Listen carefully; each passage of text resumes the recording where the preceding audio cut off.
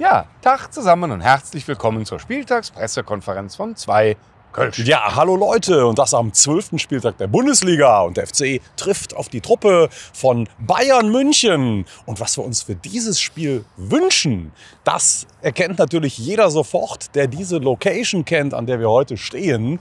Das ist nämlich der Jugendpark in Köln-Mühlheim, direkt unter der Zoobrücke.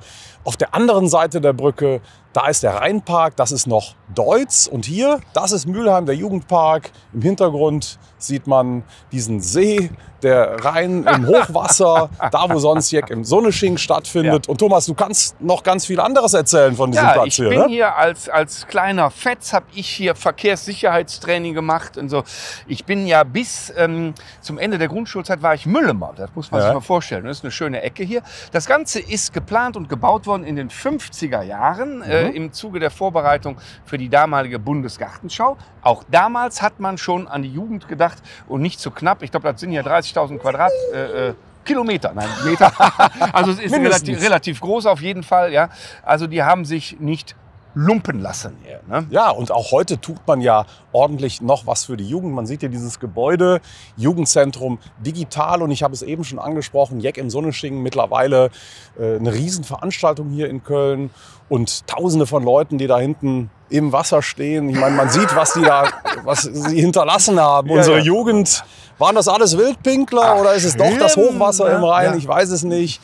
Wir können es hier heute auch nicht aufdecken. Ja, wir hoffen jedenfalls, es liegt keiner mehr da. Der hätte dann definitiv ein Problem. Ne? Ja. Aber ihr habt schon gemerkt, mit der Jugend hat es was zu tun. Unser wunderbares Motto des Spieltags. Und das heißt, völlig verwegen, gebt Jugend eine Chance. Ja, was denn sonst? Ne? Ein Bier nicht. Ne?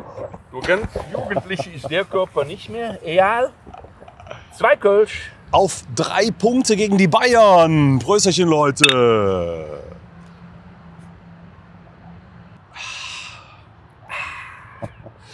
Wenn das Spiel nur halb so gut schmeckt wie das Bier, dann läuft alles gut. Ne? Jugend. Was fällt uns denn zur Jugend ein im Moment? Ja, fangen wir doch mal mit dem Jugendwort des Jahres an, würde ich sagen. Ja, das heißt eindeutig Spielen. Spielen? Ach was, ich hatte gedacht, das heißt irgendwie Goofy. Ne? Da kommen wir dann vielleicht später zu, wenn wir über Bochum reden. Ne? So, bis dahin, ja, Spielen finde ich auch. Die Jungs müssen endlich mal ran. Also es gibt ganz, ganz viele Gründe dafür, dass wir die Jugend endlich einbinden. Und das ist, glaube ich, nicht nur, dass sie im Moment eine wirklich großartige Leistung bringen. Ne, so ein Deal ist irgendwie Torschützenkönig amtierender gerade in der Regionalliga. Ne? 10 Tore? 10 Tore, glaube ich, genau. Ne? Und oder sogar 15? 30. Ne? Ich glaube 10. Ne? Ja, also Fakt ist, dass die, ich sag mal, die haben eine breite Brust, ne? Und Rückenwind. Ne? Ganz wichtiger Punkt. Also man sagt immer, Fußball ist Kopfsache. Und wir reden oft darüber, dass unsere Mannschaft, also die Profis jetzt ziemlich verunsichert daherkommt. Das hat man auch in Bochum gesehen, so viel schon mal vorab, aber reden wir später noch mal drüber.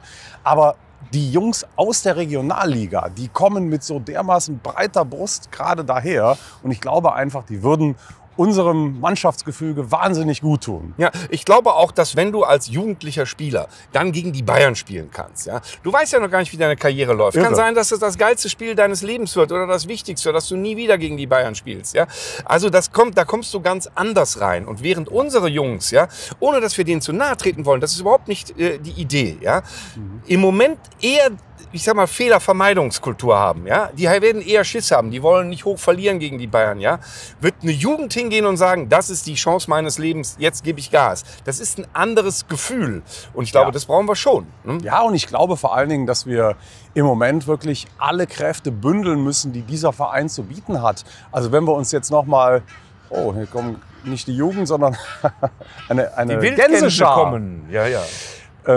Wir müssen alle Kräfte bündeln in diesem Verein und dazu gehören natürlich auch die guten Nachwuchsspieler.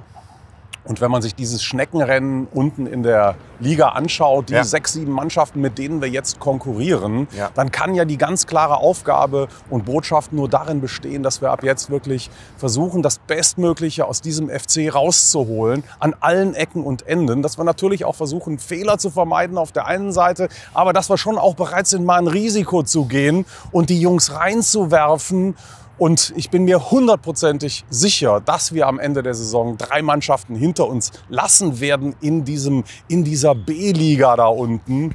Und dabei sollen uns die jungen Spieler helfen. Ich glaube vor allen Dingen, dass wir brauchen diese Reizpunkte. Ne? Wir sehen jetzt, dass die ein oder anderen entlassen ihre Trainer. So, das ist der maximale Reizpunkt, den du haben kannst. Wir sind uns einig darüber, dass wir das nicht wollen. Ja? Aber einfach so weitermachen kann die Lösung auch nicht sein. Das hat auch nichts mit Qualität zu tun. Das hat nichts damit zu tun, zu sagen, die Jungs haben die Qualität nicht, die Liga zu halten. Es hat nichts damit zu tun, zu sagen, der Trainer erreicht hier nicht mehr, hat die Qualität nicht. Nein. Gucken wir nach Berlin, grandiose Leute, grandioser Trainer, funktioniert nicht mehr. Warum? Wir brauchen einen Reizpunkt und wenn es nicht ist, den Trainer entlassen, dann müssen wir irgendwie anders was durcheinander würfeln. Ja, wir müssen eigentlich genau das tun, was ein neuer Trainer machen würde, nämlich einen Reizpunkt setzen oder mehrere oder vielleicht auch alles über den Haufen werfen und das wollen wir nicht. Also soll doch bitteschön bei uns der bestehende Trainer einfach so tun, als wäre er ein neuer Trainer. Ja, das ist eine gute Idee. Das machen, was ein neuer Trainer auch macht. Vielleicht so im Kleinen könnte er das ja machen. Ja, der könnte ja morgen dahin laufen, ne, in seinem Schweinchenkostüm und sagen, guten Tag, mein Name ist Schweinchen Dick, du darfst Herr Dick zu mir sagen. Ja? So, ab jetzt ist alles anders. Ne? Wir machen das jetzt komplett anders. Ja. Wie das so ein Gistol machen würde oder also die klassischen Retter, die reinkommen, alles durcheinander werfen und dann klappt es erstmal komischerweise. Ne? Ja, und wir hätten doch 2 Fliegen mit einer Klappe geschlagen. Ja. Wir hätten unseren Steffen Baumgart behalten, aber nicht weiter sagen, weil das ist ja der Herr Dick. Den kennt ja keiner, ne? Das ist ja der Herr Dick. Kostüm, ja. Ne? Und auf der anderen Seite würden wir uns all die potenziellen Veränderungen zunutze machen, die ein neuer Trainer dann einziehen würde. Ja. Und das tut einfach der Herr Dick. Genau. Und während bei den anderen der neue Trainer irgendwann auch wieder abflacht, haben wir auch gesehen, ne? Bei Gisdol gab es dann irgendwann auch die große Flaute, ne? Haben wir dann wieder den Alten. Ne? Ja, wir können dann wieder, dann zieht er das Schweinchenkostüm wieder aus und sagt, ja, reingelegt. So, und dann dann können wir fast schon wieder europäisch denken. Ne?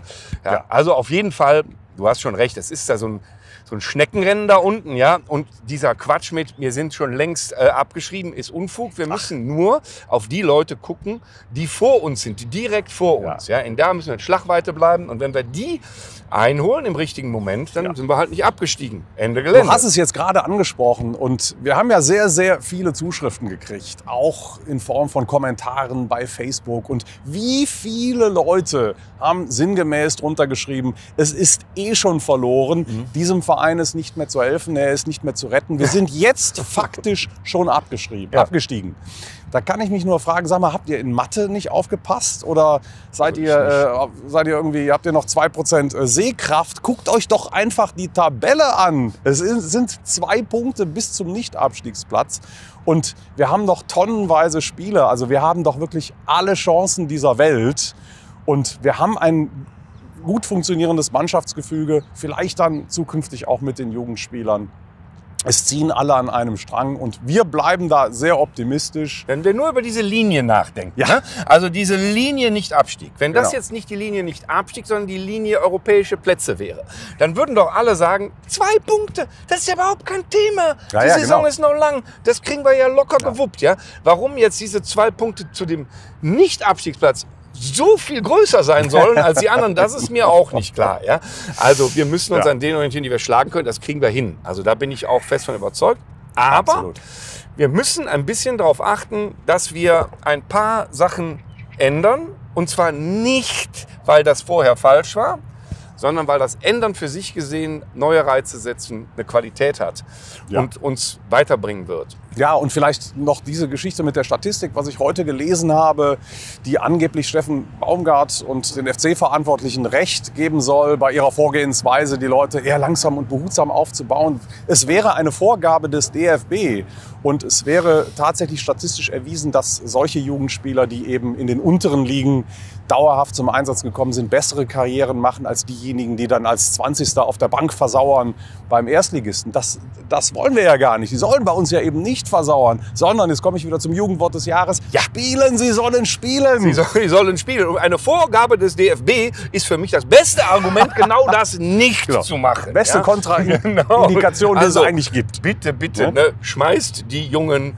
da rein. Ja, absolut. Ja, die werden bestimmt nicht goofy, sein, ne? Und spielen und so. Damit bin ich... Du willst jetzt zu Bochum kommen, ja, ne? genau. Genau, ne?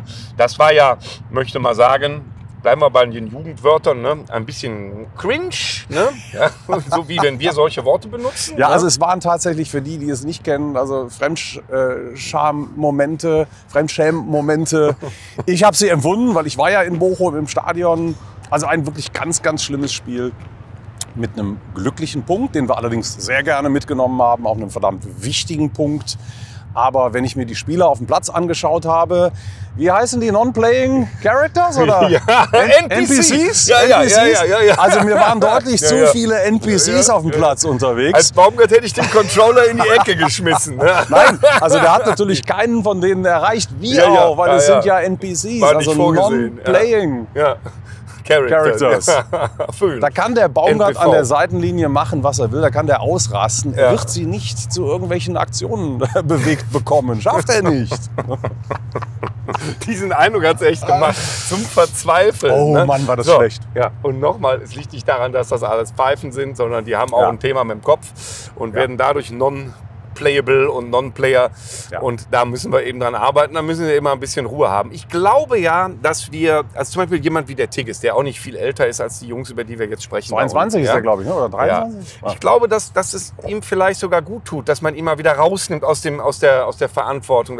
Weil man muss sich ja fragen, was ist da los? Also warum macht er jetzt den nächsten Schritt nicht? Wird er sich selber auch fragen. Ne? Dass der gar nicht spielen kann, ist Quatsch. Dass das ein reiner Regionalligaspieler ist, ist auch Blödsinn. Ne? Aber ich glaube, dass es ihm vielleicht auch mal ganz gut tut, zu sagen, pass mal auf, geh doch mal da rein und zeig doch mal, was du da kannst. Und dann gucken wir ich doch glaube, mal. einem Davy Selke wird es aber auch gut tun, wenn er mal ein bisschen Druck von hinten kriegt. Ja, auch ne? das, wenn da hungrige Spieler kommen, junge Spieler, dann glaube ich, dass er vielleicht auch ein paar Tore mehr machen könnte in Zukunft. Ne? Ich glaube auch, das ist quasi Ende von, ich beurteile alles nach Trainingsleistung. Also manchmal muss man einen reinwerfen, der einfach nur vielleicht im Spiel giftig ist und in der Trainingsleistung sieht dann nicht so aus, wie du es denkst. Auch sowas gibt es ja alles. Also Experimente machen, glaube ich, ist jetzt schon angesagt und wo nicht als gegen Bayern, ne? Also wo du normalerweise ja jetzt nicht hoch gewinnst. Ne? Ja, wobei also ganz klar nochmal ausgesprochen, wir beziehen uns mit diesem Motto nicht nur auf das Bayern-Spiel, sondern nach dem Motto, da kann man eh nichts verlieren, da schmeißen wir, sondern das gilt für die gesamte Restsaison. Da sind wirklich gute Spieler. Also ich habe es auch schon im Trainingslager im Sommer haben mich die Jungs beeindruckt und auch in einigen Spielen danach, ob das Finkgräfe, Weschenbach, Downs, Deal. Also wir haben wirklich gute Jungs, vor allen Dingen auch auf den neuralgischen Positionen, wo uns genau die Spieler ausgehen oder gegangen sind.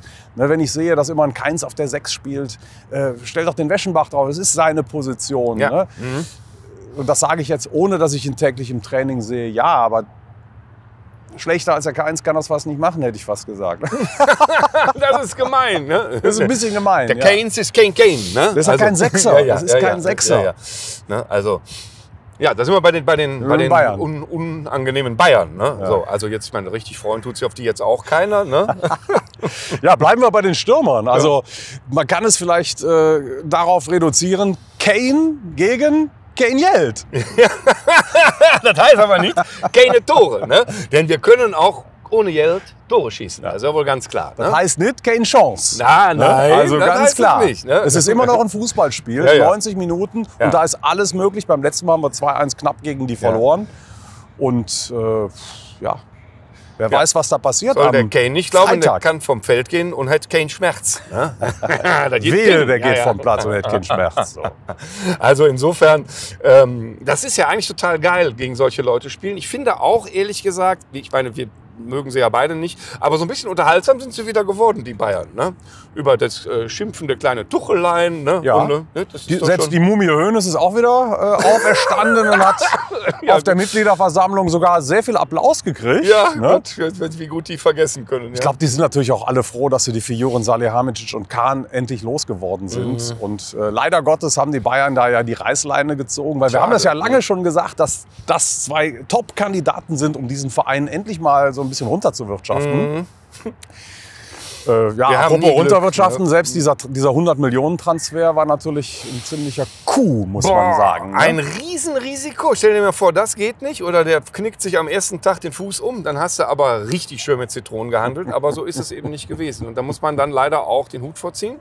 Ja. Denn das ist natürlich schon geil. Und es ist auch, ich muss auch sagen, nicht laut, aber Ich freue mich so ein bisschen auf den. Ich bin mal gespannt. Ja, also natürlich. irgendwie, man ist schon ja doch am Ende auch nicht nur FC-Fan, sondern ein ganz klein bisschen Fußballfan auch. Und ich drücke dem das auch die gerne Daumen, sehen. natürlich nicht am Freitag gegen uns, aber ab dann in jedem Spiel drücke ich dem Kane die Daumen, dass er möglichst oft trifft. Alleine schon, damit die dreckeligen Pillen kein Meister werden. Auf die Bayern wird Verlass sein. Mein Und Gott. auch auf Vizekusen. Alles hat was Gutes. Alles hat genau. was Gutes. So, wir sehen uns am Freitag. Ne? Das ist ja auch ungewöhnlich. Aber schön, Flutlicht. Freitagabend in Müngersdorf, ja genau, gegen Bayern. Haben wir auch länger nicht gehabt. Ne? Ja. Ein Abendspiel gegen Bayern in Müngersdorf. Ja, da schreibt ihr mal in die Kommentare, ne, wenn ihr euch noch erinnern könnt, wann das letzte Mal war. Falls es letzte Saison war, dann haltet die Fresse. In dem Sinne, bis Zum Freitag. Tschüss Leute. Prösterchen.